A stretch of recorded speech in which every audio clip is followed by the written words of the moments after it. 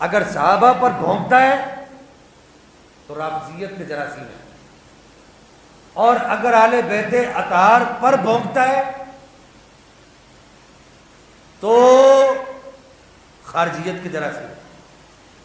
یہ بچہ یہاں بیٹھا ہوا ساجد، اس نے مجھے عید والے دن ایک میسج کیا، واٹس ایپ پر ایک میسج کیا، اس نے کہا کہ جی آج کے دن قربانی کا گوشت خود کھائیں۔ میرا یہ جملہ اس کو یاد رکھیں، قربانی کا گوشت خود کھائیں اور جانوروں کی ہڈیاں اہل بیت اطہار پر بھونکنے والے ناسبیوں کو دیں۔ میں نے آپ کو کیا لکھا، کیا جواب دیا میں نے وائس میں نے کہا ساجد بیٹا یہ جملہ درست نہیں ہے، جملے میں تھوڑی سی ترمیم کرو۔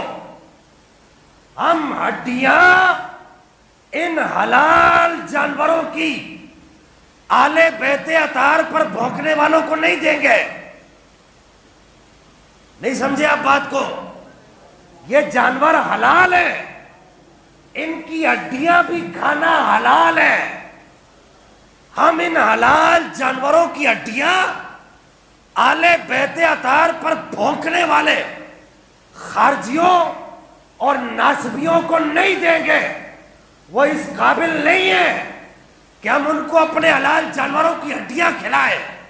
اب جملے میں تھوڑی سی ترمیم اور کر لو کہ اگر ہم یہ کرنا چاہیں کہ ہڈیاں یہ کہیں کہ جی صحابہ کرام پر بھونکنے والے خارجیوں، صحابہ کرام پر بھونکنے والے رافضیوں کو دیں، تو ہم یہ بھی نہیں کریں گے، ہم اپنے حلال جانوروں کی ہڈیاں صحابہ کرام پر بھونکنے والے رافضیوں کو بھی نہیں دیں گے، کیونکہ اللہ جل مجد الکریم نے اہل بیت اطہار کو بھی گناہوں سے محفوظ کر دیا ہے اور اپنے نبی کے صحابہ کو بھی گناہوں سے محفوظ کر دیا ہے۔